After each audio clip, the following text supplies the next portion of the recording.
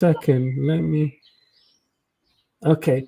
Alhamdulillah. Assalamu alaikum wa rahmatullah wa barakatuh. Alhamdulillah. Brothers and sisters, I do apologize first of all for turning up late. I've been rushing around and alhamdulillah, finally I got home. But today's going to be a very interesting show.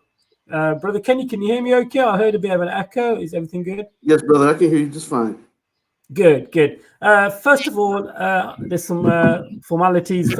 I'm sponsored by a company called Bearbid, as you can, brothers and sisters, see in the ticker and the symbol there. Bearbid is an excellent company that do oils for men for their beards and combs and wooden combs and so much stuff they do. Bearbid. So check them out on Facebook, Twitter, Instagram, and I'm sure they've got a website on also www.bearbeard.co.uk. And also, I've got another sponsor, alhamdulillah. The gym that I normally go to, I don't know if brothers and sisters can see, is Evolution Gym in my city of Coventry. They told me to wear this hoodie, alhamdulillah, for today. So, alhamdulillah, looks things are going really well, alhamdulillah. So, brothers and sisters, so the formalities kind of done now, but we've got a very interesting show today. And today our guest is brother Kenny Bomer from the USA, and he's the author of a book which I've been reading, mashallah, and I've benefited a lot from. Is this book here? And now he's started another book, and I think he's nearly finished it. Brother Kenny, assalamu alaikum. I don't want to give too much information. I want you to give the information. You started off with this book. This is the second edition.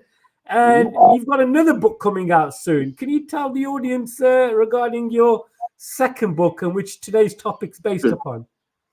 Yeah, absolutely. So I want to start by saying assalamu alaikum, rahmatullahi wa barakatuh, peace be upon everyone who's watching and listening right now. I do bear witness there's no God other than Allah, and I bear witness that Muhammad is his final servant and the seal of our prophets. May Allah bless the Prophet Muhammad sallallahu alaihi wasallam. So the next book is titled Your Right to Self-Identify, My Right to Disagree, Who is Oppressing Who? And it's about transgenderism. The transgender movement is snowballing like crazy. It's a very, very odd and bizarre phenomenon that we're facing where people believe that someone can just choose to decide over a period of time or just in a short period of time that they are the opposite sex. They're male could be a female could be a male, and so forth, and that we are expected to agree with that. And so the book, I personally have nothing against anyone who wants to self-identify as anything they want to. I have no problem with that. My problem comes with the fact that they're trying to impose their delusions. When it boils down to it, they're trying to impose their beliefs and their thoughts and their feelings and their claims that happen to be false. They're trying to impose them on the rest of society, and we're supposed to just sit back and accept it as though truth doesn't matter.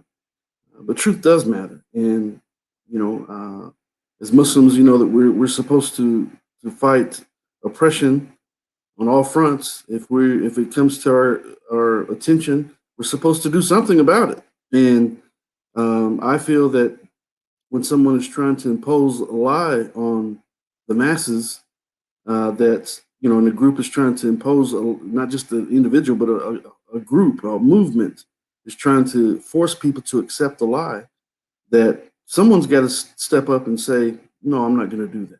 So you have a right to self-identify anything you see fit, but I'm going to maintain my right to disagree. I'm not going to allow you to oppress me or bogart me or browbeat me into saying what you want me to say or believing something that I don't believe. I cannot do that. And so, I think the book is important.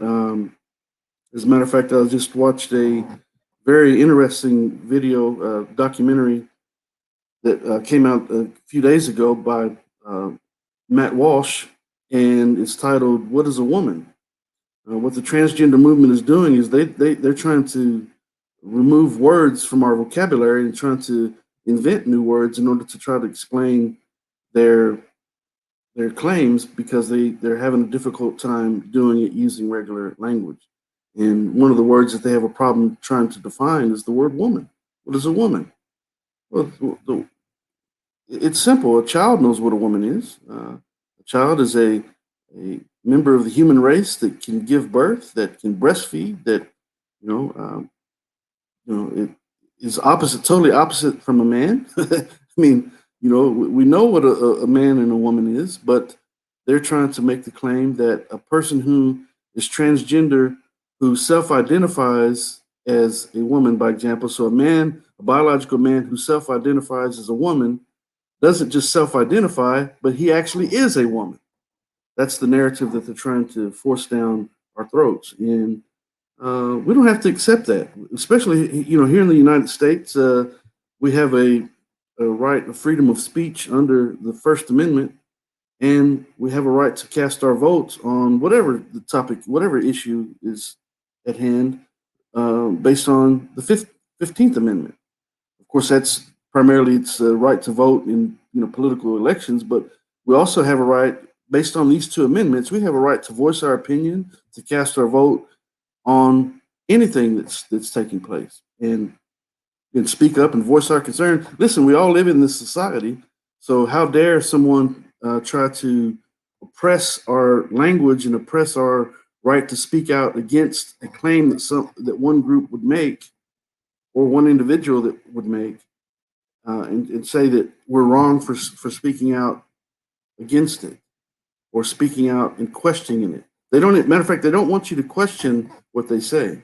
If you question what they say, you're somehow transphobe. You're a bigot. You're a hater. You're promoting hate speech. You're promoting hate. I don't hate transgender people. Matter of fact, I don't believe in transgender people. I don't believe anyone is trans anything. We have males and females in this world, and Allah subhanahu wa ta'ala has clearly revealed that in the Quran, where He clearly states that He's created male and female. And even in the Bible, it makes a clear distinction between male and female. And speaking of that, we're fighting a spiritual battle, and regardless of what our religion is, people who are God-fearing people who have a God conscience should come together and fight this battle. It's the most evil form of, most evil and vile thing that I've ever experienced in my life. I think that we've ever experienced in the history of this world, where someone can claim, a man can claim that he's a woman and that we're supposed to accept it, even though he has a penis and obviously his anatomy speaks contrary to what his feelings and his thinking and his words are. The fact of the matter is, matter of fact, I started. He was mentioning that I'm almost done with the book. I literally told my wife last night that I'm done with the book, other than some formatting and stuff like that. But through the night, and actually I was writing all through the night last night, because there's so much to address that I started writing another chapter titled "Truth Always," excuse me, nature always speaks truth. Nature speaks the truth, and so when a human being looks upon a man, and you see facial hair, and you see broad shoulders, and you see an Adam's apple, and you hear the sound of his voice, and so forth, in the size of his hands and his bone density and all that, you know that you're dealing with a man. And in turn, when we see a woman who's got a smaller bone structure, she's more feminine, she's more curvy, and she's not as strong and so forth, we know that we're looking at a woman. That's nature itself. And who's the creator of that design? Allah subhanahu wa ta'ala himself. And so if we speak contrary to that, and we allow this vile evil to impose itself upon us to the point that we say, to be politically correct, I accept these ideas that a man can just decide that he's a woman, proclaim himself a woman, and that we're supposed to accept it, then we're actually denying the very creation and nature of Allah's design that always speaks the truth. Nature always speaks the truth. And who's the creator of that truth? Who's creator of nature? Allah, our God, our creator. And alhamdulillah, rabbil alameen. So I think it's very important that we do address these issues and we do it in a respectful manner, but that we fight this battle collectively as God-fearing people, regardless of what our religion is, and that we stand firm and say, no, we're not going to accept this nonsense. It's hard that we It's can. interesting, Brother Kenny, because I was born in the 1970s, and me being in primary school and then secondary school in the 80s, secondary school in the 80s. I don't know, the system in education is different in the USA, because in the UK we have like a primary school when you're like below the age of 11 or so forth, and then after the age of 11 you go to secondary school. So we have like two tiers, and this topic was never ever brought up, and No, homosexuality was frowned upon. No doubt about it. You know, my British culture was a bit more conservative. The women dressed more kind of modestly. I would say you get one or two women who dress with clothes are quite revealing, but they were kind of frowned upon. Why do you think all of a sudden a huge shift of this topic in education, especially in primary and secondary school, Brother Kenny? well, obviously the issue is a spiritual issue in that Iblis has been very effective in doing what he told Allah he would do when he was cast out of paradise and sworn. He said, before, because you've cast me out, I will lie in wait for man on your straight path, and I will attack from before them, from behind them, from the right, from the left. You will not find most of them thankful. You will not find most of them to be dutiful to you. And he promised to try to lead mankind astray, and he's been very effective in doing that. And so what we see is that everyone wants to be a victim nowadays. And so, by example, these people who are claiming that they're fighting for transgender rights and so forth. Well, let's face it, they weren't they weren't denied any rights to begin with. Uh, a person who wants to go to the restroom, they could go to the restroom as they see fit. Just go to the restroom that is appropriate with the anatomy of your body, and you can go to the restroom all you want. But if you're insisting that you go to the a restroom that is opposite your anatomy, and that you're being oppressed if you're not allowed to do so, that's just far fetched. It's ridiculous. And so, this trying to be inclusive of everyone and trying to ensure the rights of everyone. Sure, we have rights.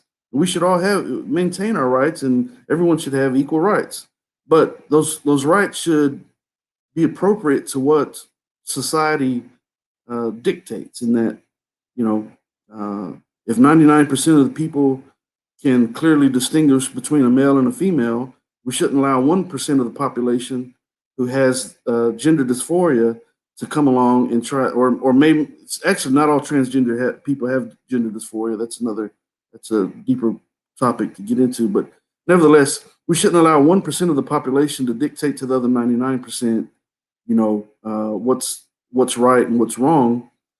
The consensus of society should mold and shape, what transpires within that society. Of course, we have different groups within society, but we all for centuries have known what a man and a woman is.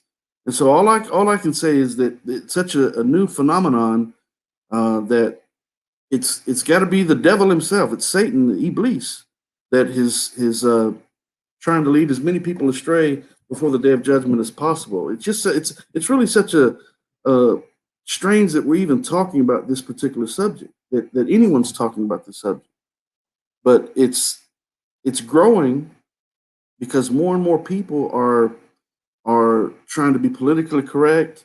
Many people are in fear of speaking out against the transgender movement out of fear of being accused of being a bigot and being a transphobe, and it could affect you later in life and prevent you from getting a job and have you blacklisted. Some physicians, by example, have been if they don't provide gender affirming care for transgender people, they are at risk of losing their licenses. Politicians, they want to be, of course, they want to do what they do as politicians and be voted in, and so they're going to say anything they need to in order to please whoever they need to please, whatever group they need to please. And so people are made to look like heroes if they embrace the transgender movement, and you're made to look like you're someone who is evil if you speak out against it. But wait a minute, that's saying that the truth is wrong and what's wrong is is good. You know, truth is bad and what's wrong is good, inevitably. Um, because again, it goes back to nature, and what does nature say? What does biology say? If there's a clear distinction between males and females, there's over 5,400 different um, differences in science, scientific differences or biological differences, rather, 5,400 biological differences between males and females. They're not the same. So a man who has a penis, it's crazy because what they're saying now is that a man, a transgender woman, quote unquote, transgender woman who's actually a biological man who has a penis actually has a female penis.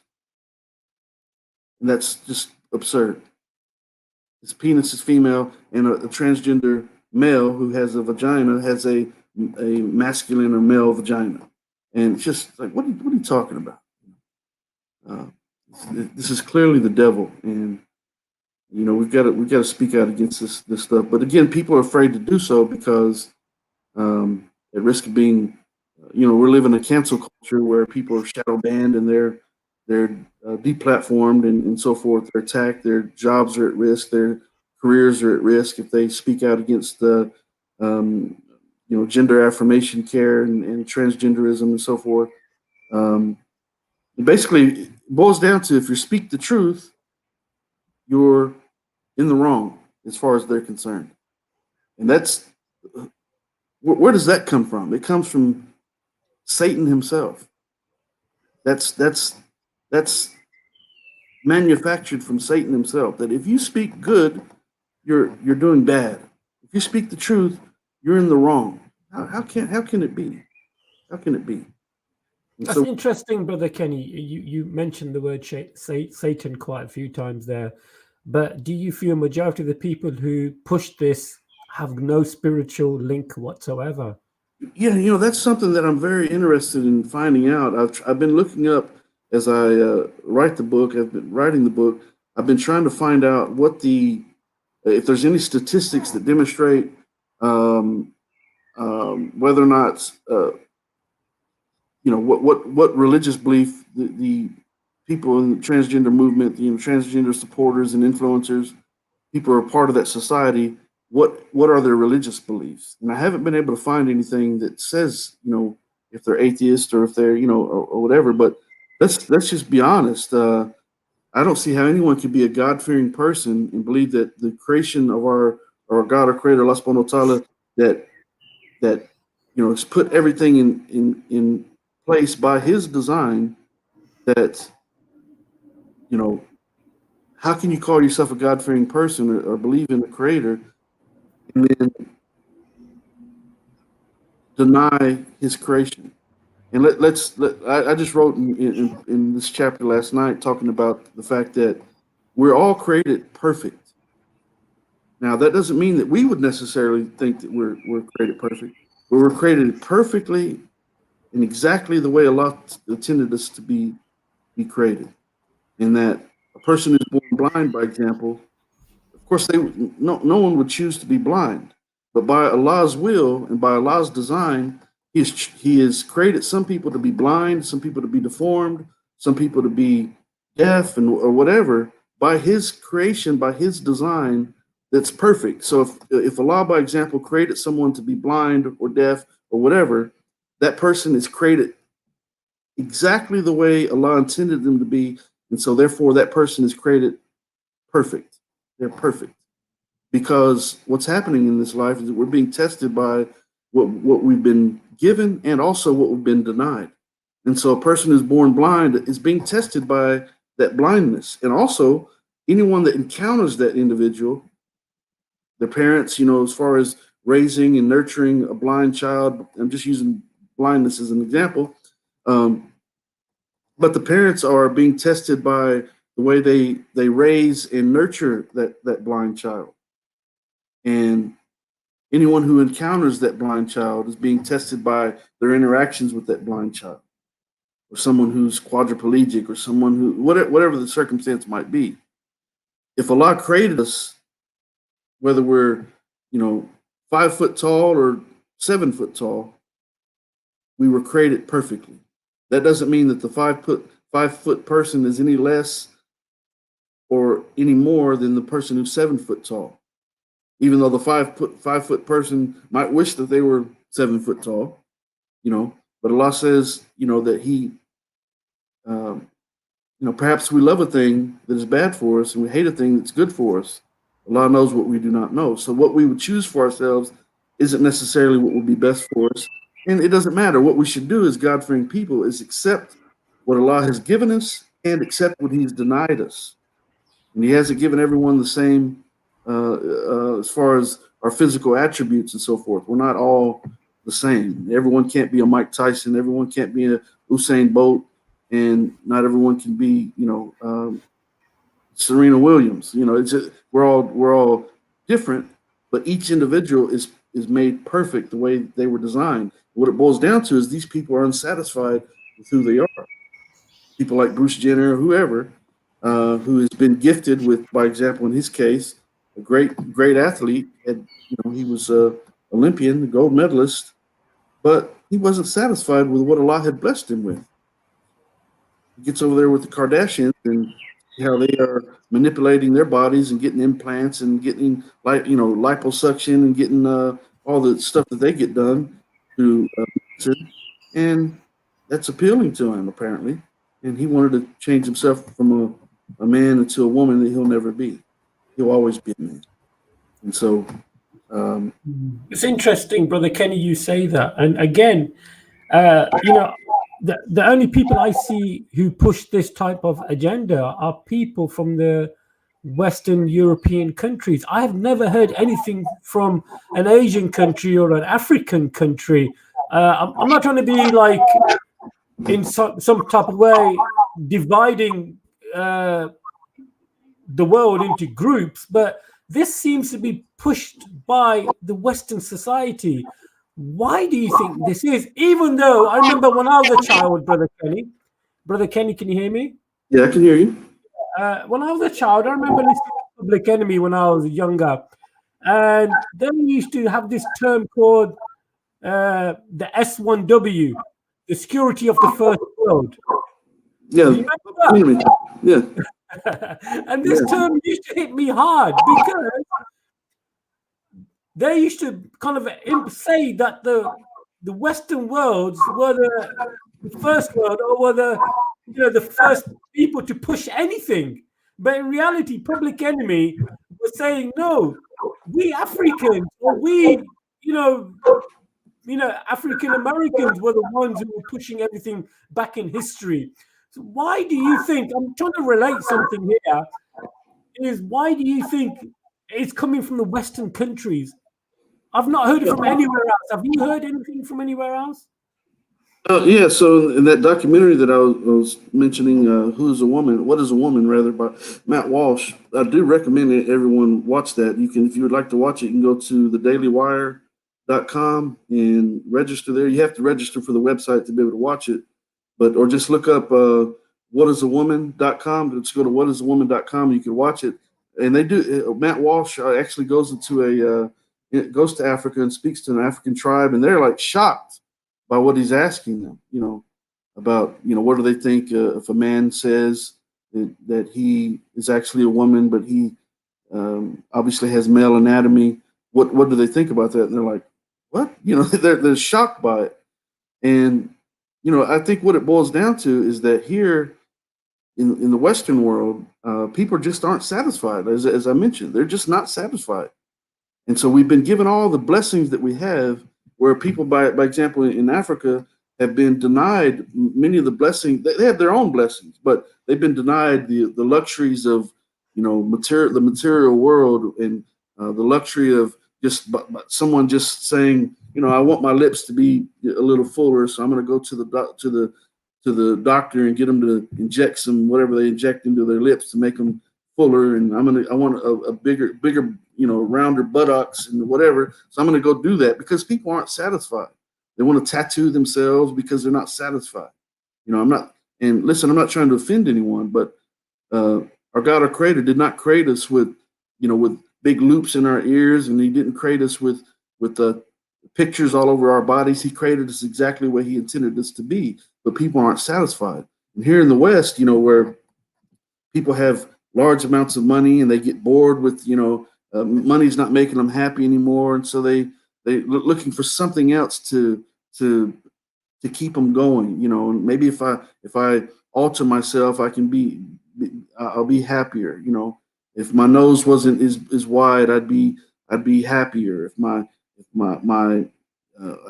I got more likes on social media because my bosom is larger, I'd be happier. If I got more attention, I'd be happier.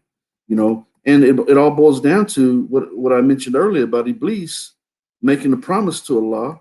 And in Surah Nisa, chapter 1, chapter 4, verse 119, 120, it says that it says, "Cursed by Allah, Satan said, and surely I will lead them astray, and surely I will arouse desires in them, and surely I will command them, and they will cut the ears of cattle, and surely I will command them, and they will change the creation of Allah. And whoever chooses Satan as a guardian instead of Allah is verily a loser and has suffered a tremendous loss. Satan only makes them false promises and deludes them with empty hopes. Truly, Satan promises them nothing but delusion." And so, in their efforts to, in the West, in the efforts to satisfy themselves, they are chasing things that are only leading them astray. They're chasing delusions. You're going to claim that you're a woman that you're never going to be, while your biology is speaking for itself. Nature never lies. Biology doesn't lie. The creation of Allah never lies.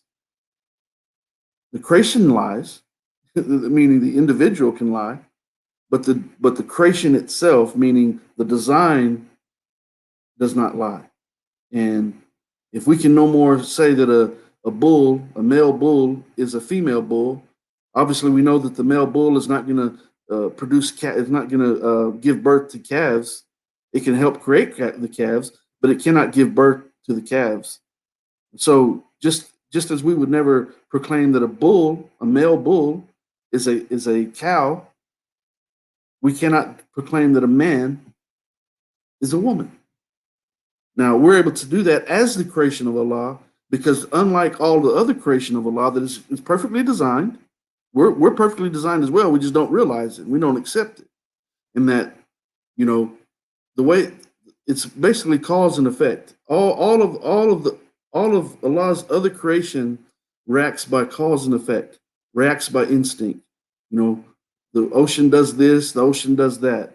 The wind does this, the wind does that. Animals do this or do that. Insects do this or do that.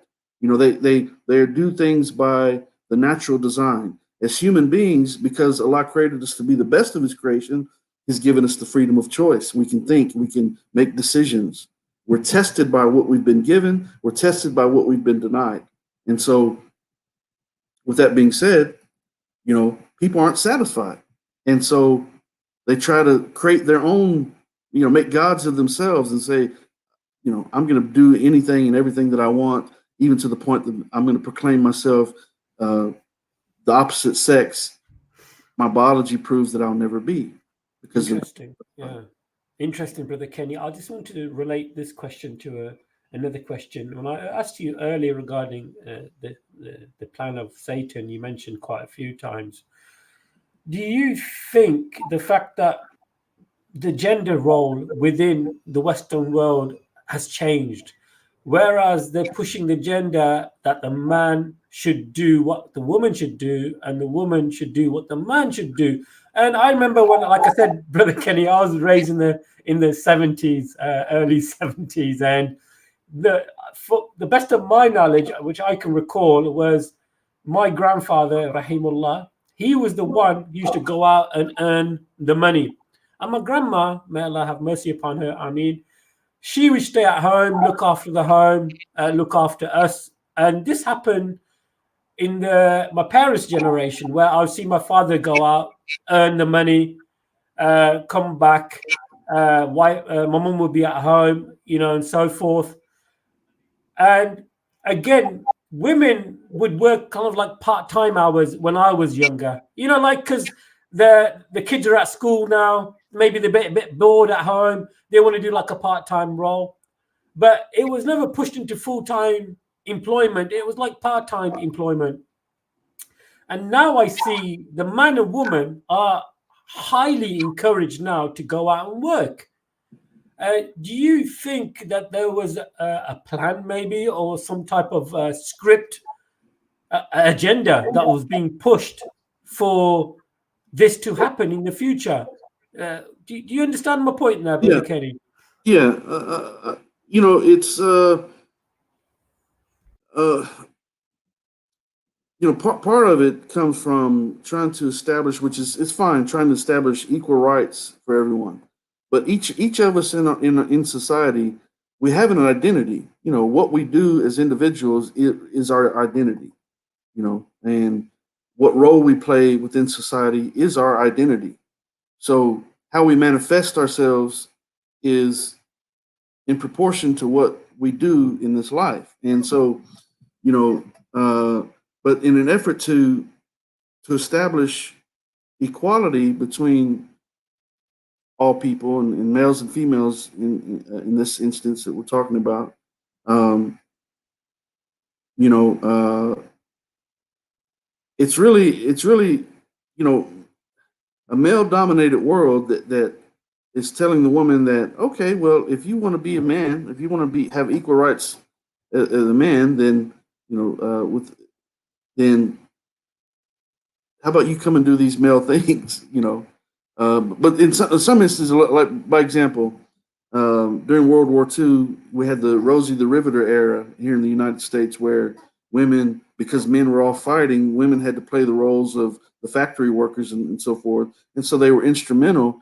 in helping to to build weaponry and so forth, and so, but as you mentioned, you know the reason the women were naturally by nature staying home because they're better nurturers, they're better with children. Men, they're more patient than men. Men are physically stronger. Men, you go out and work 12 hours a day chopping wood or whatever the case might be. Whereas a woman is not designed to do that. She has to go through the menstrual cycle each month. Her hormones are all over the place because of the menstrual cycle and the way her body works. They just are not designed to do the things that men are designed to do. And Allah created us this way. And that's why He says in the Quran that He gave one of us a 1 degree above the other, and that was regarding strength, regarding our physicality. It doesn't mean that men are better than women or women are better than men. It means that simply men are physically stronger than women are. That's just a natural fact. And so, but in the effort to create this equality, there's the feminist movement that is demanding equal rights and so forth. They're pushing and pushing and pushing. That's great. That's fine. The only system of life that really gives them the true equality is Islam. We know that, but they've had to fight for their rights, and so now here they've gotten their rights. They can go and they can work and they can own their own property and they can do these things that Islam established in the time of the Prophet Muhammad sallallahu alaihi wasallam. Praise be to Allah. But nevertheless, now they can do all these things, and now what's happening? Now men in this male-dominated world, when it boils down to it, men are now trying to take the roles of women, and they're trying to compete against the women. So where the women finally got equality, now the men are trying to oppress them, still physically, because they're going into women's sports and going into women's locker rooms and trying to say, I am a woman just because I proclaimed it, and it doesn't matter what you say because I'm a woman just like you are. No, you're not. You can't breastfeed. You don't have a menstrual cycle. You can't give birth. So what do you mean you're a woman?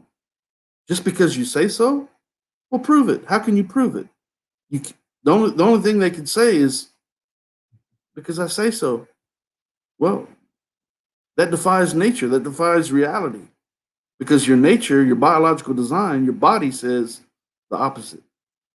It says the opposite of what your words say and what your feelings say and what you're thinking. And so, so here we are still juggling this issue between males and females, and the roles are mixed up.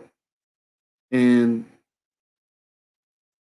what's interesting in this transgender movement is that there's what's called rapid onset gender dysphoria, and it's affecting primarily teenage girls and girls in their adolescence more than any other group, that are suddenly, they've had no signs of gender dysphoria. They never question their gender throughout their childhood, but suddenly they get to be in their teens. They've been exposed to social media, and then now they're affected by what's called rapid onset gender dysphoria and the pressures of society telling them that if they feel uncomfortable within themselves for whatever reason, they might be the opposite sex. They might be a male. You might feel uncomfortable about your breast growing, or about this or that, or the way your body is. You might be uncomfortable with men looking upon you lustfully and whatever, because you might actually be a male. And so what we're finding is that in the female population, primarily younger females, it's exploding. It's exploding. Matter of fact, in the UK, it says that it's increased over 4,400% in the last decade. 4,400%.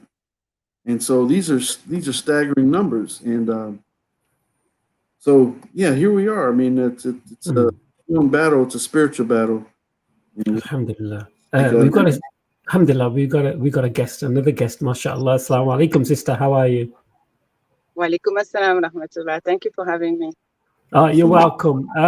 You know what? It's interesting because, we've got two men here sitting on this show here, and we're kind of like questioning each other regarding other topics. And it's nice to have a female's view on this, And how do you think? Okay, sister, we're not going to bring your. Maybe I'm going to be a bit too strict with you right now. As being, I'm sure, alhamdulillah, you're a Muslim. I can tell, mashallah, that you're a Muslim. If you took your Islam out of this particular topic, would you still approach it in the same way? Yes, definitely. Okay. I grew up in Europe. I was born Muslim from a Muslim family that are originally from Senegal.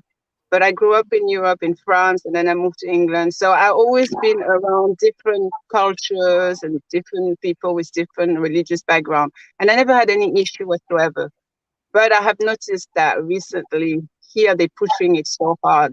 And it's very, very, very, very disgusting. I'm so sorry to say it. I have children. I'm a mom. I have 4 kids. I have 2 boys. And sometimes the thing that they be teaching them in school, in the public school system, is very, very damaging. Yeah. So we have to be very careful. Yeah, what they're doing, they're starting as early as pre-K, and they're using these handouts called the genderbread person that's been replaced by what's called the gender unicorn.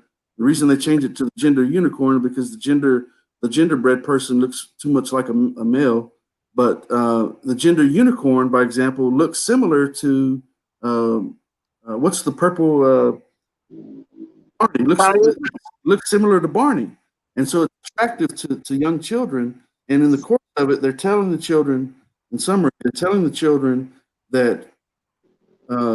they're not necessarily male or female. They could be, or they could take their time and decide what gender they're going to be, and so they're telling them, they're indoctrinating them with this early, in pre-K, in elementary, all the way up to in the universities. The teachers listen. You know what they do? They have matter of fact, I have some of the books beside me. Actually,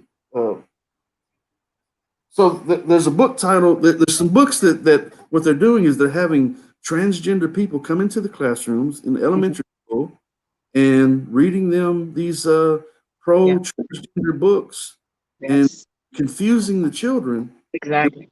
I talk about this in the book and saying that it's basically a political movement. It's an investment Yes. in the future, just like any other political campaign. Mm-hmm. You know, they can't affect people like us because, and some people like us, they can. We use our intellect now.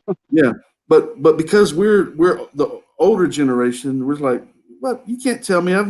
We've never had these issues all of our lives. I'm 51 years old. You can't tell me that a man can be a woman and a woman can be a man just because they say so. I'm not going to accept that. But these little children are impressionable, and Yes. so that's why they're attacked. They're going to them and trying to brainwash them as early as possible as an investment in the future, just like any other political campaign.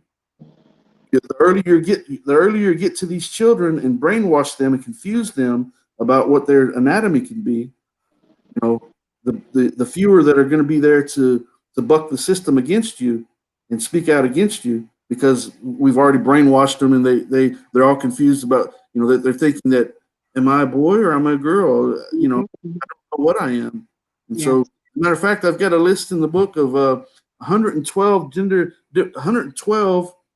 different gender identities, 112 Classifications. and 73 suffixes that go along with that. And if I read some of them to you, you'll be, matter of fact, I'll probably, let me read some of them to you. I'll bring them up here in a second. Okay, Brother Kenny, can I ask the sister another question, because she's got a couple of minutes with us? Sure. Sister, it's nice to have you in the show. You mentioned Thank you're you. from Senegal before, and now you've moved to Holland and France, or you're currently in France, I'm assuming. From coming from Senegal and then experiencing this type of environment, was it a total shock to your thought process? And did it? There's like a couple of questions, and I'm sorry for putting these questions to you. Do you think it was a shock for your system, and then in the result of that, trying to educate your children after returning back from school, telling them and explaining to them how your thought process is? Do you think it's working? Meaning the influence that you're having, do you think it's working on your children, or do you think they're kind of like still torn in between two different worlds?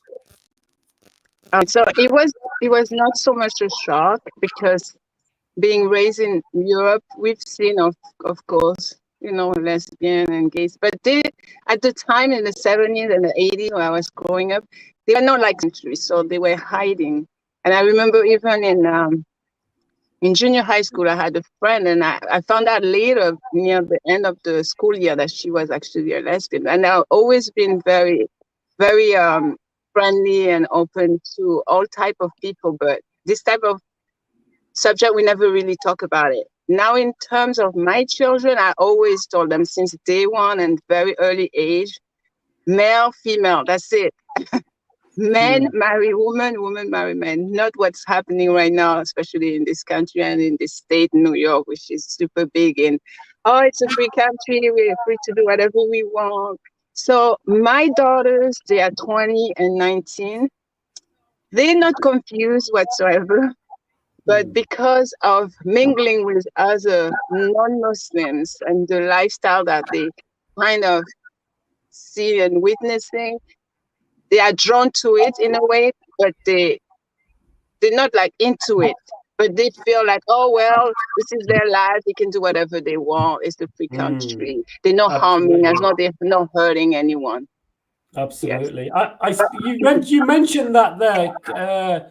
I have the same kind of situation with my youngest daughter. She's 12. Yes. And I've never ever heard any of my children say, well, Dad, I'm independent now. I'm like, okay, you're independent. Okay, fine.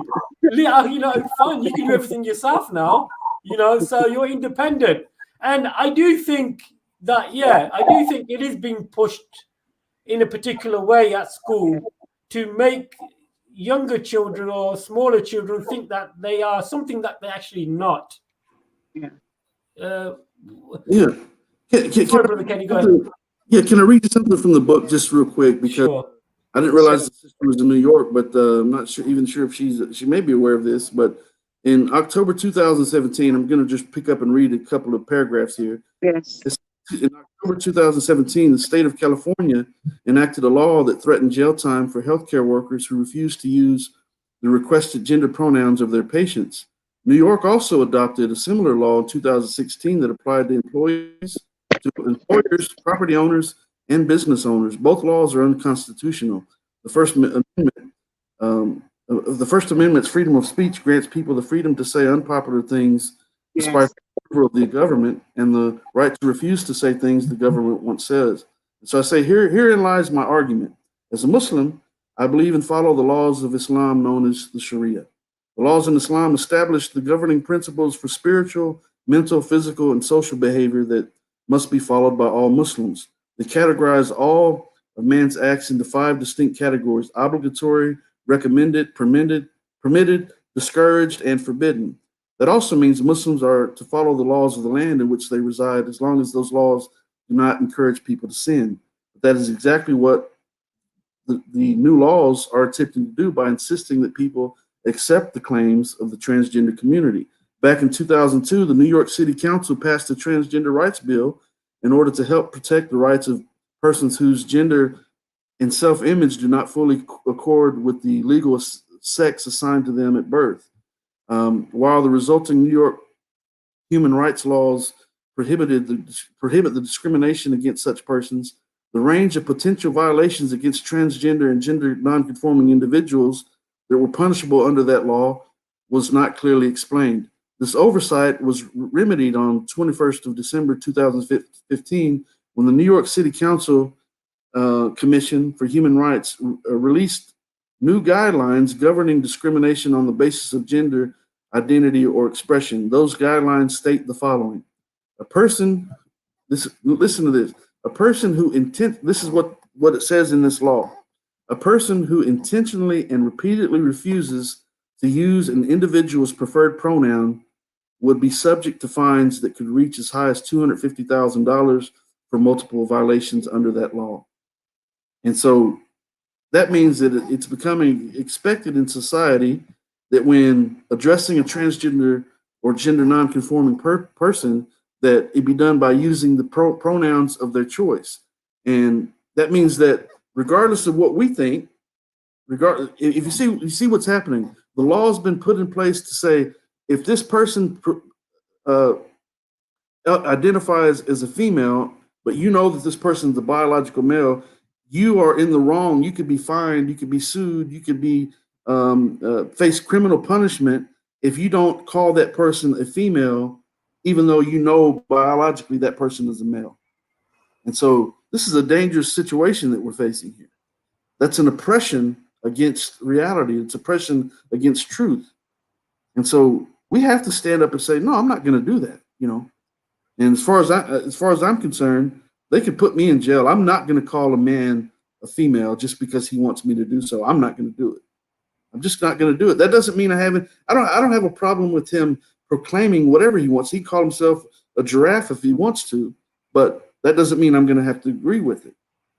There's people, by example, who have what's called body identity integrity disorder. And these are people who insist that they are amputees, even though they have all 4 limbs. 4 limbs, but they insist that they're amputees. Now, what do we do if someone comes to you and they say, I'm an amputee? And you look at them and you say, what are you going to say? Oh, I agree, you're an amputee, but you see all 4 of their limbs. Are you going to do that, or are you going to say, what do you mean you're an amputee? You have all 4 limbs. I don't understand. Well, what are they going to say? They can't prove themselves to be an amputee because they have all 4 limbs. And so what conclusion do you draw if they keep insisting and they keep demanding, and they get a group of supporters behind them with picket signs that demand that you call this person an amputee, even though you see clearly that the person is not an amputee? What's the truth? Nature says that this person has all 4 limbs. And so what do? You give in to the pressure of this individual and the group supporting them? Or do you say, I think you might need some medical help. You might need to see a psychiatrist because you're not an amputee. You know, the alternative would be to say, okay, yeah, you are an amputee. You know, some of these people, they want to hack their own arm off, and some have actually tried. Some go to doctors and demand that the doctor perform surgery on them and cut off perfectly healthy body parts to accommodate the way they feel or think about themselves. Well, that's the same thing that's happening in the world of transgenderism. They have perfectly healthy body parts, but this young lady is going to the doctor and saying, "I'm a boy," and they're chopping off and hacking off perfectly healthy breasts just because this person insists that she's a boy. You know, and it's a mental disorder. So It's we interesting you say that, Brother Kenny. I'm sorry for interrupting. I've got another question kind of to add to what I've initially said was that these days, which I see on advertisements, even like when it comes to home internet, the advertisement, there's like, has to be people from the same sex in the advertisement. So you have two males or two females, a man and a woman, which is quite rare. And then they have like an African looking male with a white woman or vice versa. yeah. Do you think that these big organizations Yes. are, Thought about. I know what you. Are they doing it on purpose? Mm, Absolutely. Yes, they're mm, doing it on purpose. And you know who is pleased with it? Iblis, mm, the devil.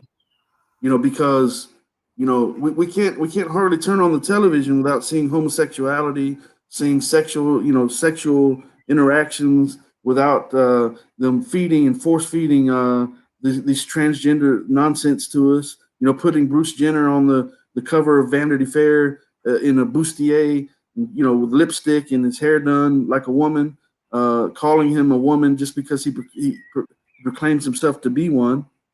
And so they're force feeding this to the masses, and the people who are being affected by it are the children. The children are impressionable. They're being taught by adults, and adults are trying to they're not just trying, they're exploiting the sensibilities and the the gullibilities of children and young people who say, "Oh, it don't matter to me. It's whatever." Just like the sister just said a second ago, it's like, "Oh yeah, no, they're not hurting anybody. Let them do what they want to." Yeah, I agree. Yeah, and if they're not hurting anyone, let them do what they want to. But they are hurting people because they're manipulating the minds of people, and they're causing people to question themselves. And let's face it. Listen, the transgender community, amongst the transgender community, 41%, 41% either attempt or commit suicide throughout the course of their lives. So it's causing people to be depressed. You start questioning your reality, you start questioning who you are, your biological design, and you're conflicted within yourself because you look in the mirror, you know that you're a man, or if you're a biological male, you dress like a woman, but down deep, you know that you're a man, that you're conflicted within yourself, and it causes people to be depressed. And the statistics prove that this 41% rate, 40 to 41%, is there as far as this suicidality issue, with or without transition, with or without, and so anyone who is thinking about committing suicide, they're obviously suffering from mental health issues. You have 40% of their population that is considering and pondering and trying, possibly committing suicide, or at least attempting it, thinking about it. That's a mental health problem, and it's growing in number. As a matter of fact, amongst the transgender community, the statistics say that they're 19 times more likely to commit suicide. And so this delusion that they're chasing is actually not working. It's not making them happy any more than someone gets rich all of a sudden. They hit the lottery and they think money's the solution to their problems. They've got all the money in the world, and they're period of jubilation for a while. They're happy for a period, and then it wears off. And they realize this is not making me happy. Me hacking my body parts off is not making me happy. Me putting on this dress and high heels, put on lipstick and calling myself Sheila, it's it's not really making me happy because they're denying the reality of their existence. They're denying nature itself, and nature always speaks the truth. Yeah. Nature, our God, our Creator, Mm. always speaks the truth.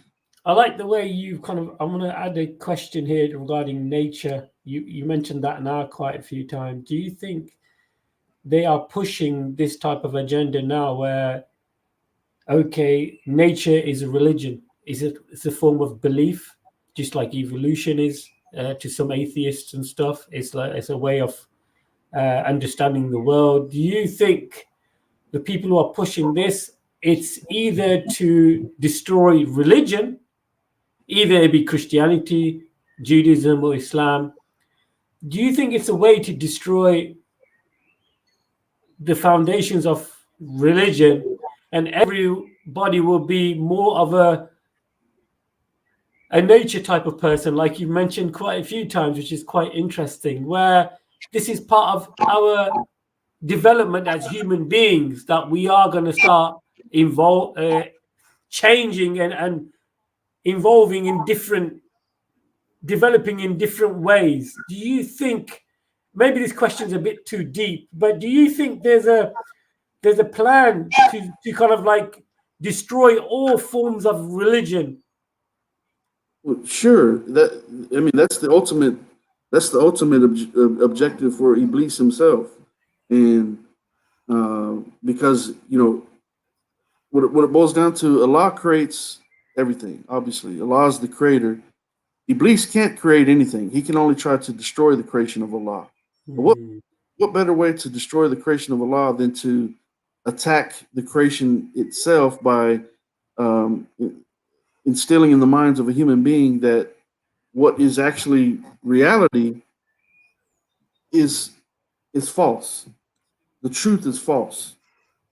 And so it is a that's why it goes back to that question you asked earlier about what do these people think? What are these God fearing people who how can a man, a biological man who insists that he's a female, be a God fearing person and respect the creation of our God, our Creator, respect His very existence? How can a transgender person respect their very existence and deny the reality of that existence at the same time? I don't see how it could be. And so when you have this ideology it's like a social contagion. It's literally a social contagion that's spreading like an epidemic that is taking people who, let's be honest, it's easier not to worship Allah, right? Unless it's become a part of your life, and then it's almost like you need to worship Allah because it's part of your system. But if it's not a part of the way you function in life, then it's easy to get lost in things of the world. And for most people, that's the circumstances that we're dealing with. It's easier just to say, I don't care, man. Happy go lucky. I'm gonna do it, live while I can, and we only live once and so forth. And so I'm just gonna, I don't want all that religion stuff anyway. And so people make gods of themselves and make gods out of material things and things of the world, and they lose focus on the only true God that there is, and that's our Creator. And so they start chasing the creation instead of focusing on the Creator, and therein lies the problem. Because if you're focused on the Creator, then you realize that the only conclusion that you can draw is that this Creator must have had a plan when He created everything. He had a plan. Otherwise, why would creation exist? So there must be a plan. Now, as Muslims, we know the plan was to test mankind, to test Allah's creation, and I'm sure there's much more to it that we can't encompass as human beings about why Allah does what Allah does. But it's not for us to question that. What we accept is that Allah created us, He created everything that we see, and it's by His design, and it must be perfect, exactly the way He intended for it to be. And so, with that being the case, as I mentioned earlier, even if a person is born blind, it was by the will of Allah that that person was born blind. There's a reason for it. There's a reason for it. Now we can question it and reject it, or we can say, I realize and I understand that maybe we would not choose to be blind, but if Allah has prescribed that for us and created someone to be blind from birth or go blind at any point, I'm just using that as an example, then that was by his will. There's a reason for it. And so a God-fearing person, a God-conscious individual should be satisfied with that and say, I'm not going to question Allah's will, what Allah does, and um, you know, I can't fully understand everything, but it's not for me as a human being to understand everything that the Creator does. And so I just don't see how people could be religious and claim that they can change the reality of their existence when they obviously they can't. Interesting, Brother Kenny. Thank you so much. I just want to ask anybody in the chat who is from a different type of education setup, just to get their thoughts on this particular topic. How do they feel if they have kids and they're going to school? And is it being taught at worldwide level? Is it being taught in the Asian subcontinent or the African countries or even the Arab countries? I'd love to get somebody on and maybe hear their thoughts on that. But nevertheless, Brother Kenny, it's kind of interesting when you really sit down and ponder upon why they're pushing this. Is there like a conspiracy or some type of agenda that moving forward, that we have to basically accept everybody for who they are and what they are? I know it's kind of a weird kind of thing, because I remember when I was young, we had the Irish influence coming here in the UK. Then we had the Afro-Caribbean people come over here. We had, of course, my grandfather from the Asian subcontinent. And we had all different people coming here in the UK looking for employment. And there was a lot of racism, no doubt about it. And people pushed that, okay, everybody's got equal rights. Do you think this topic or this type of idea is coming under the same type of flag? Meaning, okay, accept people for what they are.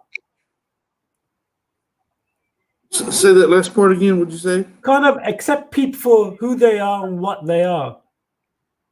Yeah. So if you're black, if you're white, if you're Arab, for example, I know that's not a color, but yeah, just accept people for who they are.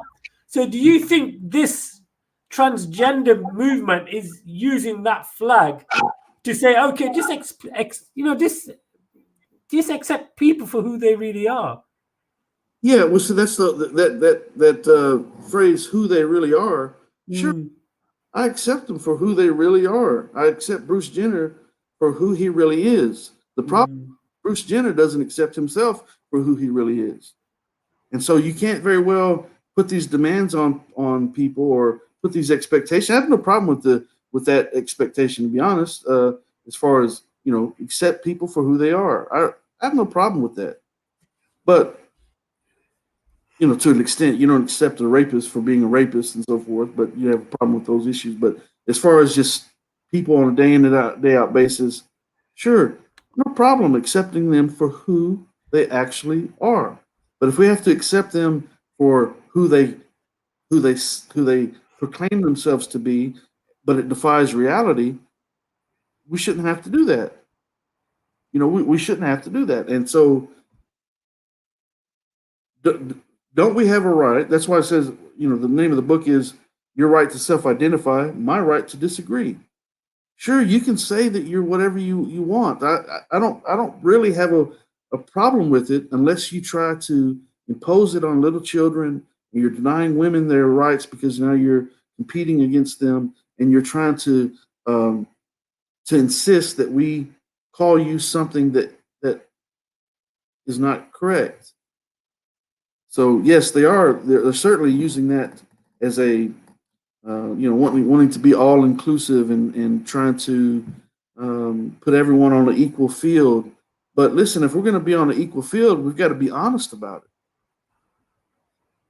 You can't be on an equal field and say that the sky is purple when no one believes that the sky is purple, and we're expected to call the sky purple just because this individual or this group insists that it's purple when obviously it's not. So what kind of equal playing field is that? What kind of equality is that when you're trying to oppress my simple and basic logic and common sense? Who's oppressing who in that situation? Am I oppressing you, Bruce Jenner, because I refuse to call you a woman? Or are you oppressing me by insisting that I call you a woman? Well, guess what? I'm not going to allow you to oppress me. I will never call you a woman. And you feel oppressed by that, I just have to ask why. I'm not trying to oppress you. I'm just trying to accept you for who you actually are. You're a man. A man who had great physical abilities as a male decathlon gold medalist in the Olympics. I respect that. Even if he wasn't a gold medalist in the Olympics, I still respect you for what you actually are. I can't respect you if you expect me to go along with a delusion or a lie just to appease you, because that's arrogant. It's like your arrogance trying to override my common sense. You're trying to impose yourself upon me, and I'm not. We shouldn't have to do that. Am I wrong for saying that? Am I a bad guy because I don't want to embrace a lie or a delusion? I don't want to deny reality or deny nature, deny biology. I mean, who's wrong? Who's right? Yeah, it's interesting. You mentioned earlier regarding fines that can be issued out to individuals who don't kind of like fulfill or recognize these type of terms. I love to see in your book, inshallah, the facts and figures regarding how many fines were issued regarding people not accepting certain types of terms and terminologies. I don't go into details about each case. There's different cases and so forth. That particular issue, I don't go into detail about it. I just mention that the laws are in place and that they are being enforced. But there are cases where people have lost their jobs and been professors and so forth. By example, what's his name? Anyway, there's been members of the medical community, professors, teachers, and so forth, people who have spoken out and say, I can't, I'm not going to call this person by their preferred pronouns just because they want to. I have a right to stand up and say, no, I'm not going to do that. And so there are people who have spoken out against it, but they also become targets of the transgender community, and they're labeled bigots, and they're labeled transphobes, and they're attacked on social media. They're deplatformed. They've lost their jobs. They've been fined. They've been sued. And as a matter of fact, I can go through some of those stories, and I do go into some details about a few of those if you'd like. But let me read before, if you want me to do that, I'll do that. But let me. Of course, yeah. Go ahead. So I'm going to go through some of these, a list of these 112 so-called gender variations that they have come up with, and they have to come up with it because when you ask them basic questions, like, by example, as I mentioned earlier, what is a woman, they can't answer it, because to answer the question means that they have to face the reality of what that answer entails, and so they find that they accuse you of, if you ask that question, it's like you've done something wrong. You've done them some grave sin because you just simply ask, "What is a woman?" Because they can't answer it without contradicting themselves, and so they've had to create these new terms and these new words. So they've trying to remove some words from being utilized and trying to create these new words to explain these different spectrums of of gender, and so some of these are, by example, listen how bizarre these are. Um, Adamus gender, a gender that refuses to be categorized. Arrogender, a gender that is influenced by your surroundings. Aestheti gender, a gender that is derived from an aesthetic, also known as vide gender. Affectu gender, a gender that is affected by mood swings. Agender, the feeling of having no gender or an absence of gender, or having a neutral gender. So you don't have a gender at all. Uh, a gender flux, that's being mostly agender, except having small shifts towards other genders, making them demigenders because of the constancy of being agender. Alexigender, a gender that is fluid between more than one gender, but the individual cannot tell what those genders are. So there's some people who call themselves, I'm Alexigender. So I'm not male or female. I'm Alexigender, or I'm Elias gender, which is a gender that is removed from common gender descriptors and guidelines, or Amer gender, which is a gender that changes depending on who you're in love with. Think about that. Gender. It's a gender that changes depending on who you're in love with. Ambigender, defined as having the feeling of two genders simultaneously without fluctuation, which is meant to reflect the concept of being ambidextrous gender. And it's just crazy. And bony, identifying as both man and woman, yet neither at the same time. Could you imagine that? Someone who identifies as being a bony identifies as being both man and woman, yet neither at the same time. Is that pure insanity or what? Absolutely. I mean, it's Absolutely. insanity. And it goes on. Amica gender, a gender that changes depending on which friend you're with. So now, depending on who you're with, your gender changes. Androgynous, sometimes used in the case of androgynous presentation, describes the feeling of being a mix of both masculine and feminine, and sometimes neutral at the same time. Or not at the same time, but sometimes neutral. Gender, feeling like a certain gender, yet being more comfortable identifying with another. I'm going to say that one again. Gender, feeling like a certain gender, yet being more comfortable identifying with another. I mean, it's pure insanity. They want us to embrace this ideology, and if you don't, you're the bad guy. It's crazy, man.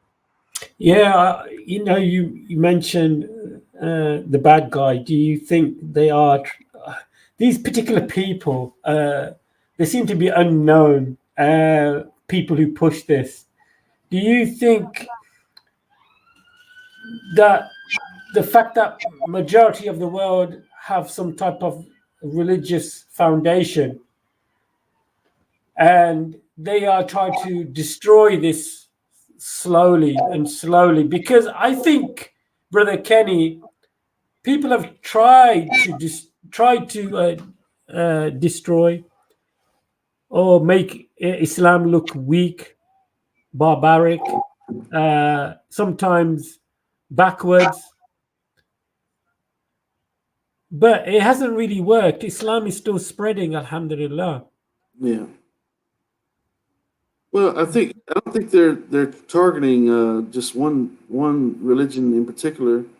Um, they're obviously they're attacking our Creator Himself, and as far as trying to deny His creation, and um, trying to give human beings the ability to do godlike things and declaring themselves male or female on a whim, and then back again if they see fit. So inevitably, a person can be consider themselves male today and female tomorrow and male again the next day, and we're supposed to accept that. And if you don't accept that, you're wrong. And that's the devil. That's Iblis, and I, that's the only way I can explain it. That you know it's Iblis working amongst the masses of these people, and trying to lead as many people astray as possible. Yeah, subhanallah. If you really sit back and ponder upon it, funny enough, my son Hudayfa, he's 9, coming up to 10 now, and we were going for a drive, and he asked me the question, why did the Prophet ﷺ marry Aisha radiallahu anha when she was so young? And I'm thinking, wow, Hudayfa asking me, my son asking me this question, and he knows why. He's read the books. He studies Islam quite a lot. Even though he's 9, coming up to 10, and I explained the reasons why. Subhanallah. And I'm like, who asked you this question? What made you think about this question? And he said it was mentioned by one of his teachers at school. Mm, And I was like, that's interesting. But now they're on like half term, or they've got a couple of weeks off from school. Do you think I am in a position now as a father to question why my child was questioned in that particular way? Do you think I've got the right to do that as a parent? absolutely, absolutely. As we should have a right as parents to know what's going on in the classroom. No doubt about that. Uh, I'd be looking into what brought up on that conversation, and it can be done respectfully, just out of curiosity, wondering what was the topic being discussed when that particular issue was brought up and why, and who what was the teacher's intention in bringing that up. That's a pretty strange. Uh, Hmm. pretty, Interesting. Because we can talk again, inshallah, in the future regarding this particular topic, the age of Aisha radiallahu anha, and how people relate this to like child marriage and so forth, and the harms and the effects of child marriage. Maybe we can discuss this in the future if that's okay with you, Brother Kenny. sure, absolutely, absolutely. Inshallah. Uh, because what I saw when I was growing up, Brother Kenny, was that uh, the male's role was to go out and earn and work damn hard. My grandfather and my father worked really hard, and my mother's role was to stay at home to make sure everything's looked after, the house is clean and so forth and tidy, the kids are being put to bed and being fed and stuff. And me, that seemed to work. Those roles seem to work really well. What I see now is chaos. Yeah, I'm sure you were born in the 70s like myself, Brother Kenny. yeah, oh yeah. Can you kind of think back and look at any situations where this confusion happened in the 70s or 80s? No, absolutely not, because it's yeah. This we didn't have these types of discussions then, and that's why it's so bizarre that we're even talking about this. It's like being in a another planet in a sense. That are we talking about whether or not a man is a female and vice versa? Are we really having that discussion? I mean, we're having the discussion. It's like debating whether or not water and dirt are the same, can be the same thing. Yeah, I mean, it's of course not.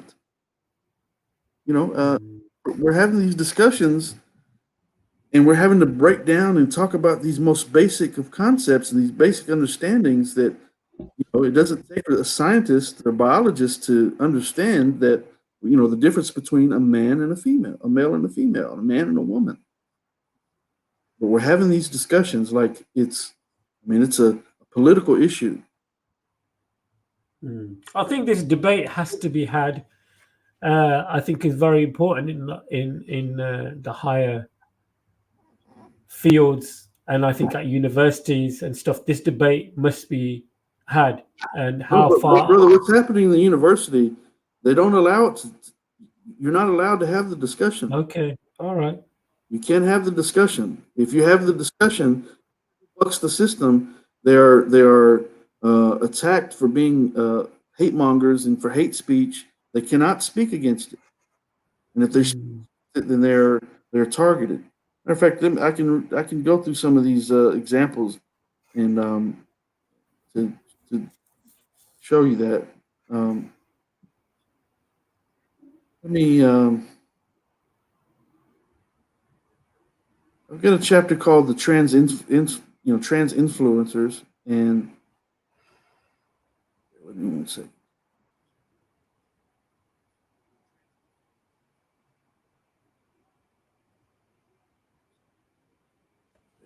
One second.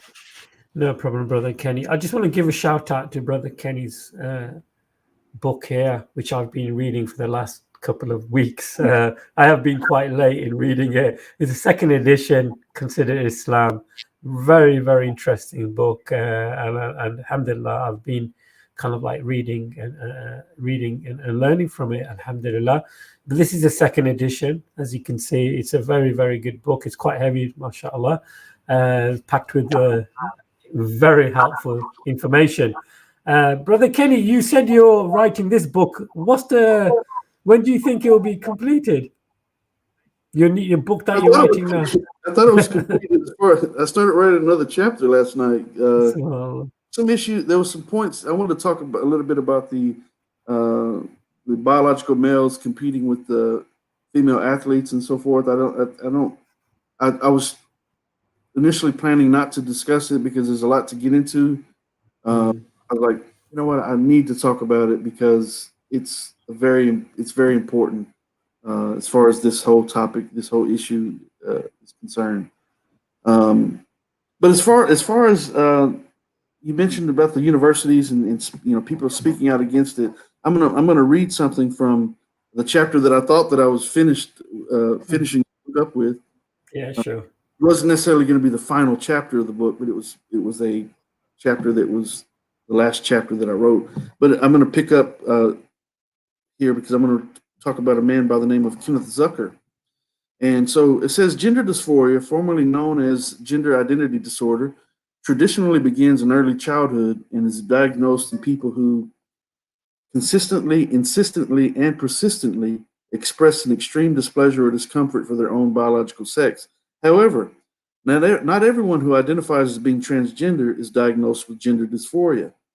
While the number of people who claim to be transgender is increasing, the rise does not seem to be as a result of those people suffering from the typical gender dysphoria during childhood, according to Dr.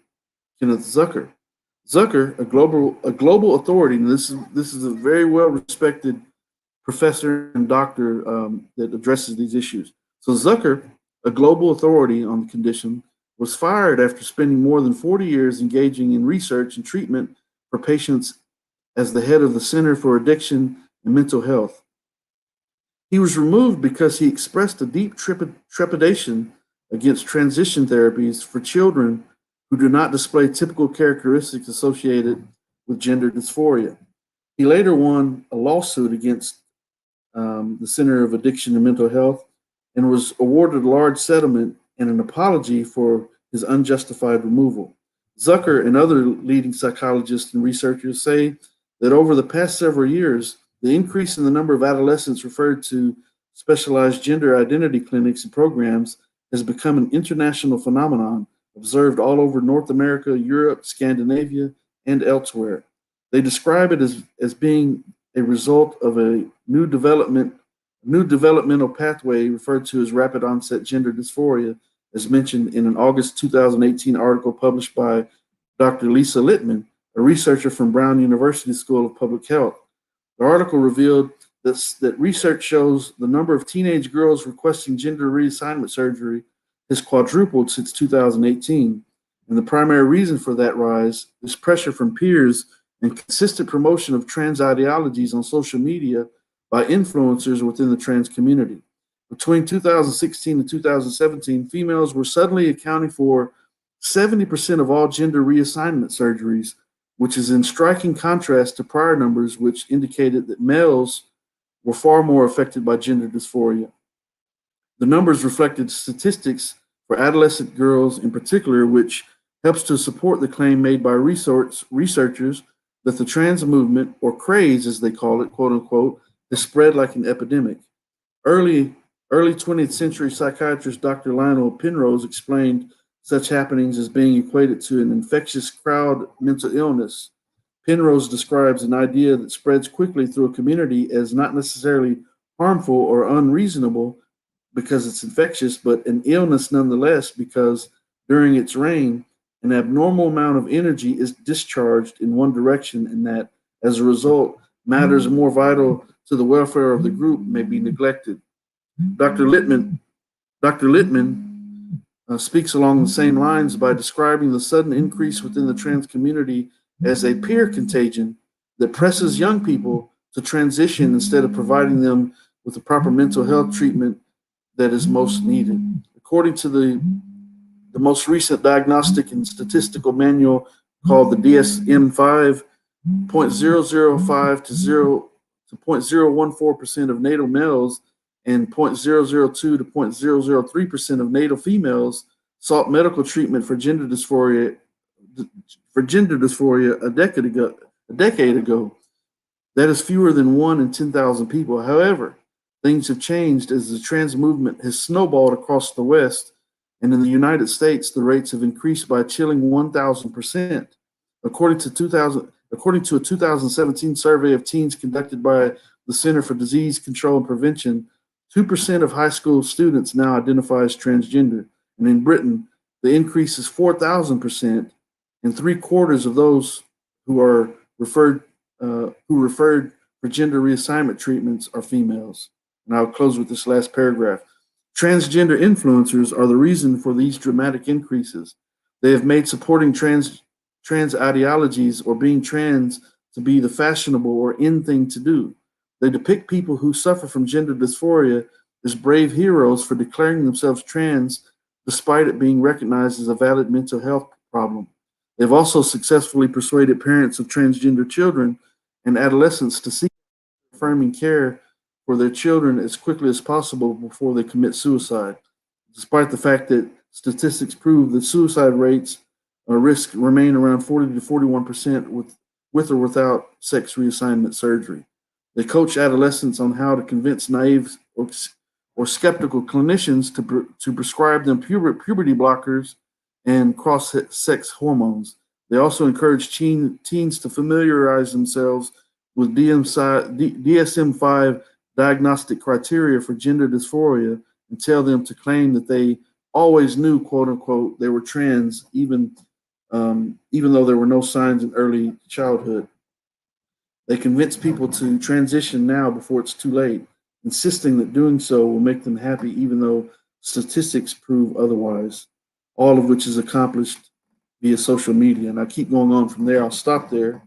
But, these are some interesting numbers, to say the least. And it's a legitimate political movement. They're referring to it as a social contagion or a craze, of an epidemic, that is just moving across society and more people are embracing it.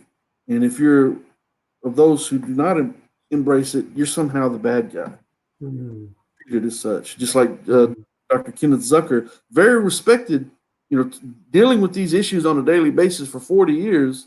But when he says, he speaks out and says, I don't think we need to be prescribing these children with gender affirming care this early. Let them grow, and the statistics show that that 70 to 95% are going to grow out of it. People who, children who say, little boys who might say, I'm a girl, or a little girl that might say that she's a boy. Most of them just grow out of, usually by puberty. They grow out of it and they go on and lead healthy lives and, normal lives. So that's what Kenneth Zucker was arguing, that, hey, wait, let's give this stuff some time and not be so quick to jump on this gender affirming care and the sex reassignment and these hormone blockers and puberty blockers and put these little girls on testosterone and so forth. Let's not do that, because we're jumping the gun on the situation. And guess what? He was fired for saying it. So if you speak out, literally, if you speak out against it, they come gunning. They have the posse, and they come after the people who speak out against it. Yeah, subhanallah. Inshallah, we've got to end the show pretty soon, because it's past my prayer time. So Maghrib time has passed. So alhamdulillah, it's been a very interesting, to be honest, podcast. And I'm pondering upon this, how to deal with it. And I think your book will give a good knowledge base on how everybody can deal with this particular topic. Because this book, inshallah, will be, hopefully very useful for everybody, for those brothers and sisters who need some help, some guidance on how to deal with it. And Brother Kenny, alhamdulillah, the book will be packed with valuable information and research. Brother Kenny, what's the title of your book, inshallah? The title of the book is Your Right to Self-Identify, My Right to Disagree, Who is Oppressing Who, is the subtitle. So your right to self-identify, my right to disagree, who is oppressing who.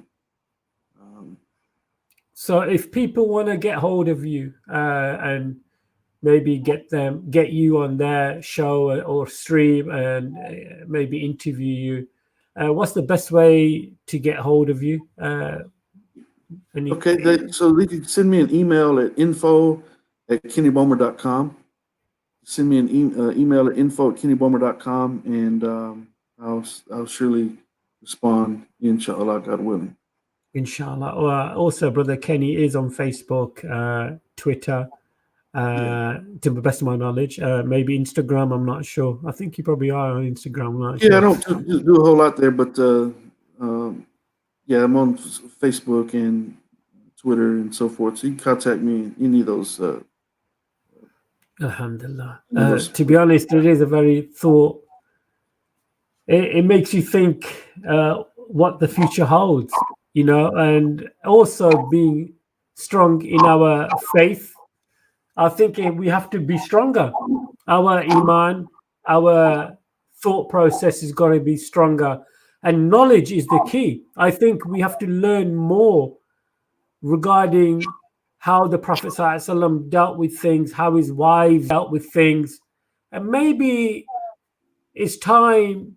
Maybe I can see a full circle taking place, Brother Kenny, that we're going to go past this stage and see, okay, it's not working. Okay, let's go back to the first stage where the male is dominant, going out to work, and the woman stays at home. Maybe there will be a future, a full circle. What's your final thoughts on that?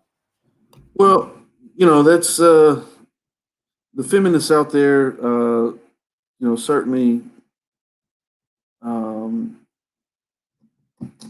they're still fighting for equal rights in the workplace and so forth, equal work for equal pay.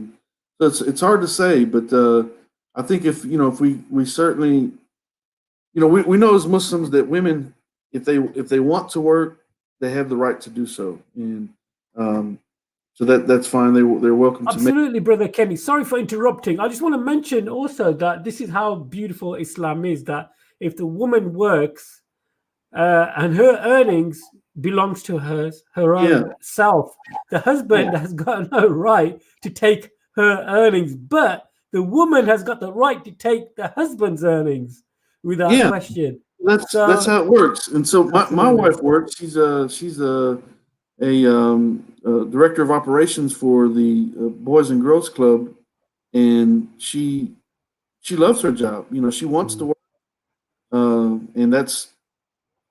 But her money, her money's her money. Uh, but if you know, she'll spend it as she needs to, or if she wants to, rather. She doesn't need to. Mm. But I don't ask her to pay any bills. Um, you know, I pay all of the bills, and she sometimes if she stops by the store, she'll spend her money to get some food or Mm. something like that. But she's not required to do so. I try to spend and Yeah. buy everything, but it's her choice, you know. So, but it makes her, you know. So there's nothing wrong with women working, but I think it's important, especially when there's young children.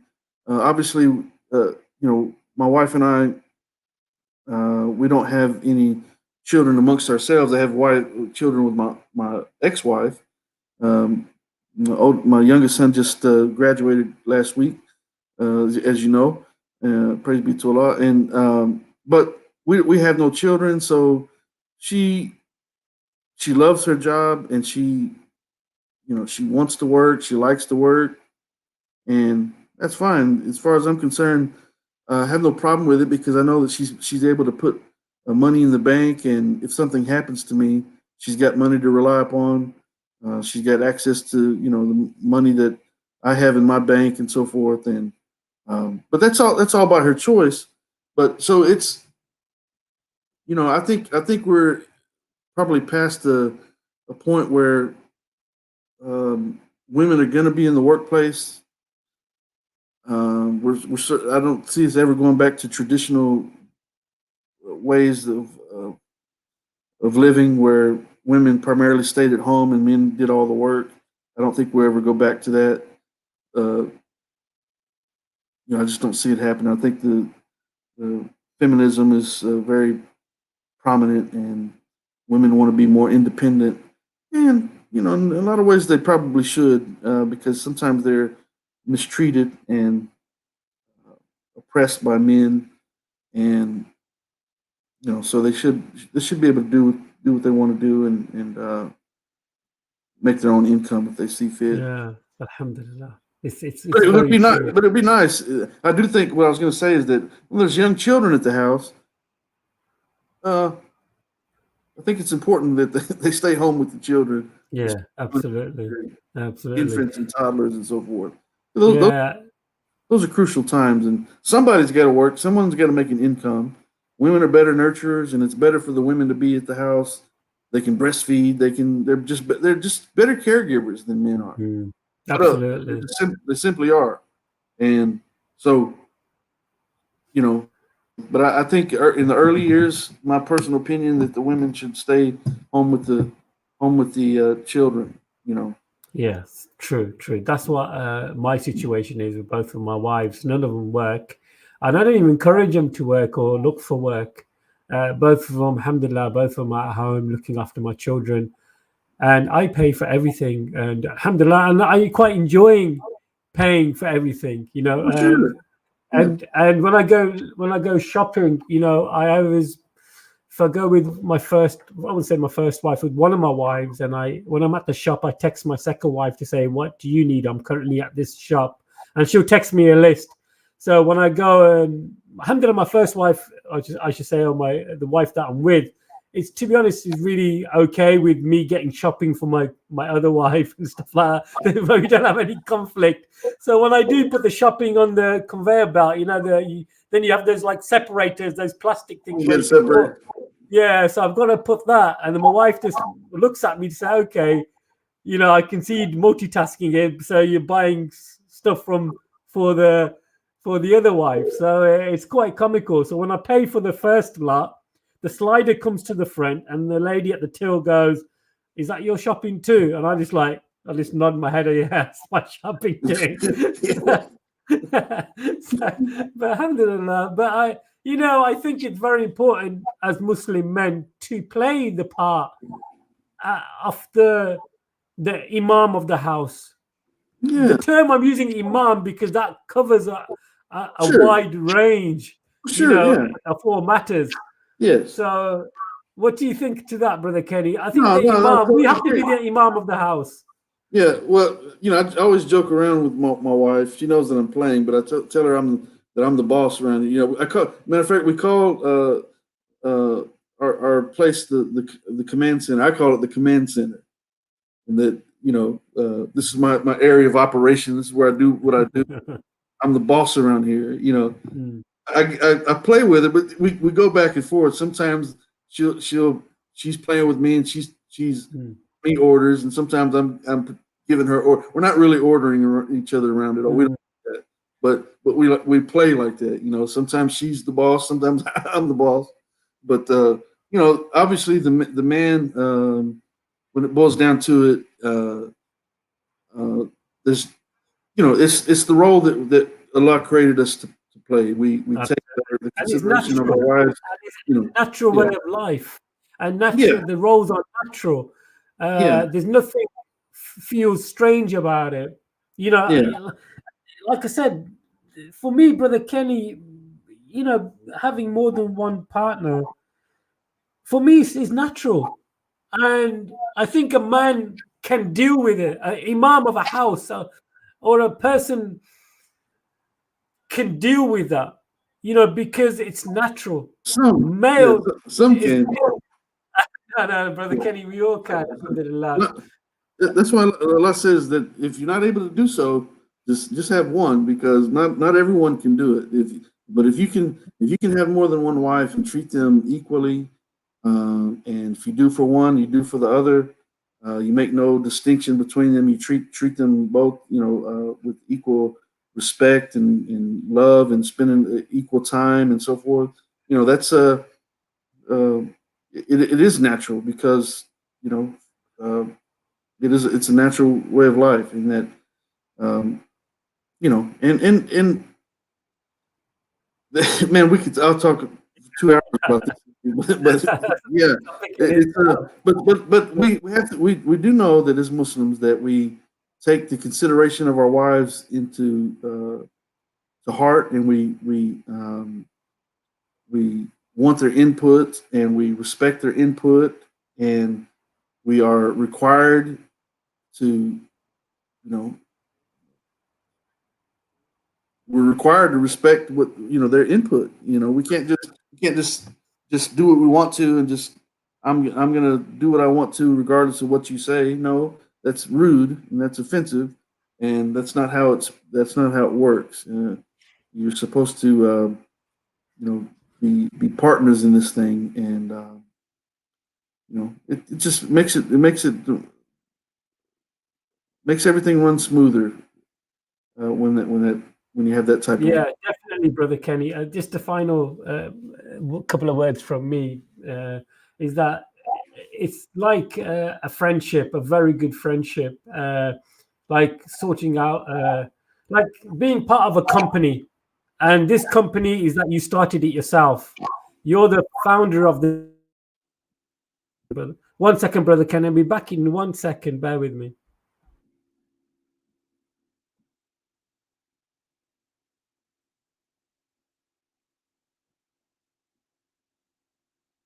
Sorry about that, Brother Kenny.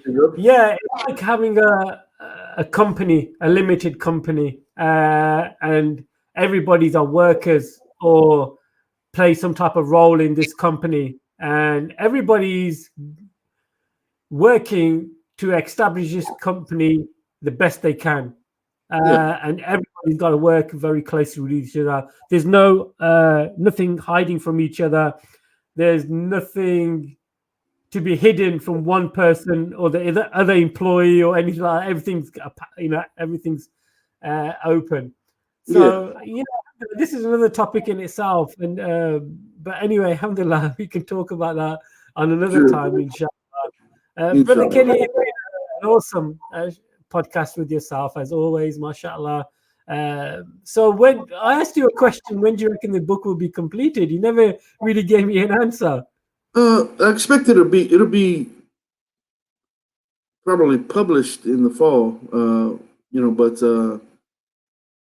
I still have some. I've got to finish this chapter that I started last night. I was writing all night long, and I've been writing some today as well. And the actual content of the book should be done.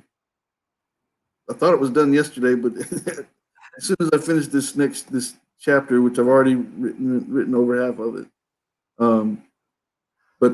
So after that, we got to do the editing and the layout and so forth. So just the little details, but then the promotional start. But I expect this is June.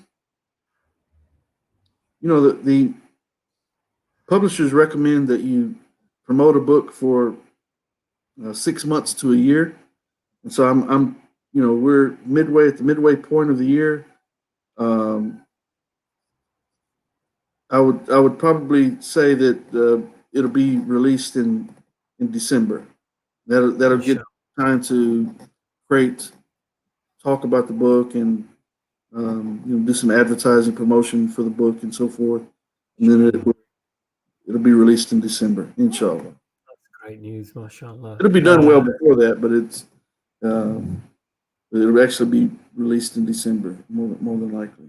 Yeah, absolutely. I have another book that's almost done as well. It's You Might Be an Islamophobe If, and it's almost done.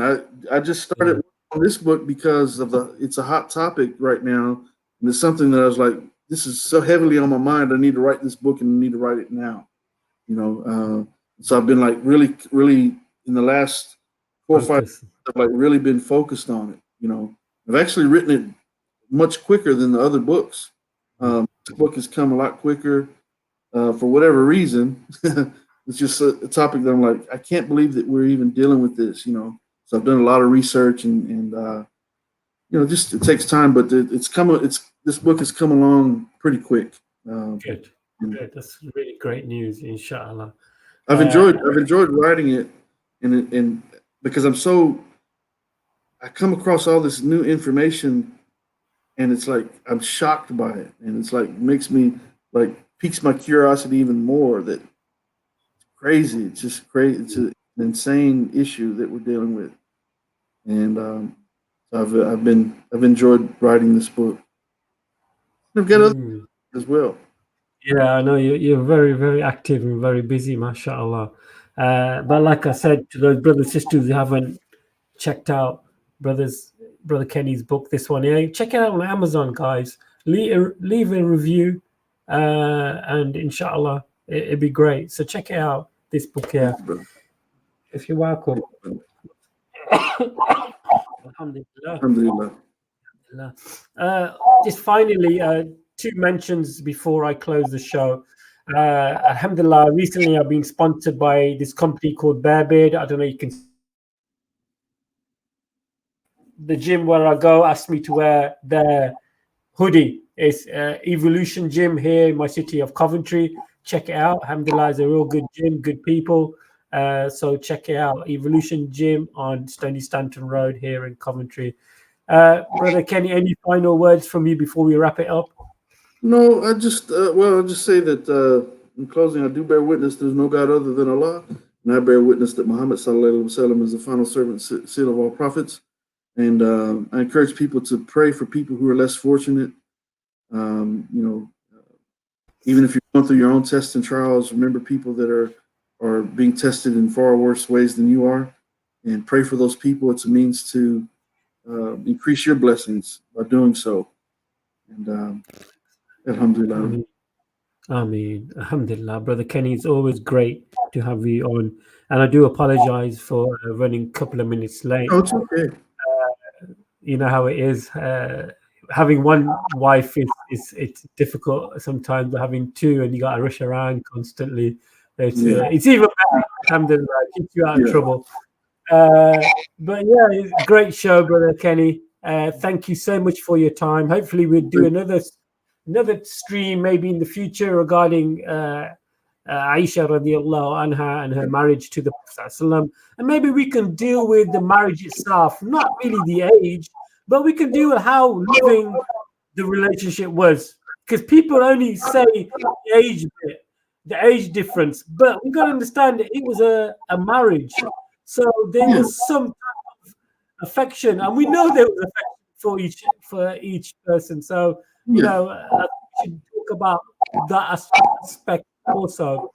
It's a If that's very loving relationship, as a matter of fact, very loving relationship. And so absolutely, we can talk about that, inshallah. Yeah, great, inshallah. Jazakumullah khair for everybody taking part in today's podcast. And I do apologize for turning up a couple of minutes late.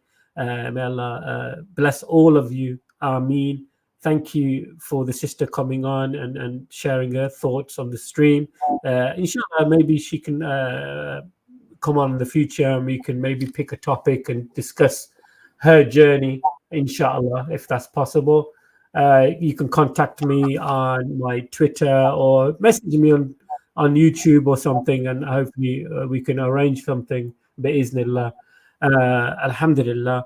Brothers and sisters, Jazakumullah khairan. I hope everybody has a very good evening here in the UK. And Assalamu alaikum wa rahmatullah wa barakatuh. Alhamdulillah. Wa alaikum salam.